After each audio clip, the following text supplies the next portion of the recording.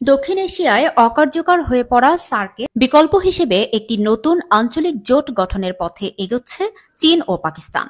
এই উদ্যোগে বাংলাদেশও যুক্ত রয়েছে বলে জানিয়েছে পাকিস্তানি দৈনিক এক্সপ্রেস ট্রিবিউন। গত ১৯ জুন চীনের কুনমিং শহরে চীন, পাকিস্তান ও বাংলাদেশের মধ্যে অনুষ্ঠিত এক ত্রিপক্ষীয় বৈঠককে এই উদ্যোগের অংশ হিসেবে দেখা হচ্ছে। কূটনৈতিক সূত্র বলছে, বেইজিং ও ইসলামাবাদ ইতোমধ্যেই পরিকল্পনাটি নিয়ে অনেক দূর এগিয়ে গেছে।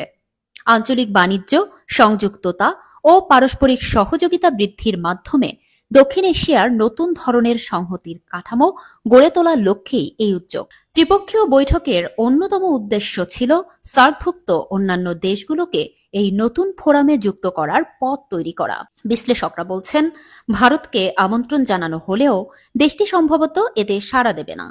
তবে শ্রীলঙ্কা, মালদ্বীপ ও আফগানিস্তানের মতো দেশগুলোর অংশগ্রহণের সম্ভাবনা রয়েছে। স্মরণযোগ্য, ২০১৪ সালের পর সার্ক কোনো শীর্ষ সম্মেলন আয়োজন করতে পারেনি।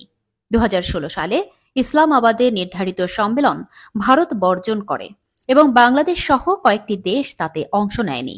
সম্প্রতি ভারত পাকিস্তানি ব্যবসায়ীদের জন্য সার্কভুক্ত ভিসা সুবিধাও বাতিল করেছে। এই প্রেক্ষাপটে চীন ও পাকিস্তান নতুন একটি আঞ্চলিক জোট গঠনের বিষয়ে সমমনোভাবাপন্ন দেশগুলোর সঙ্গে কয়েক মাস ধরে আলোচনা চালিয়ে যাচ্ছে।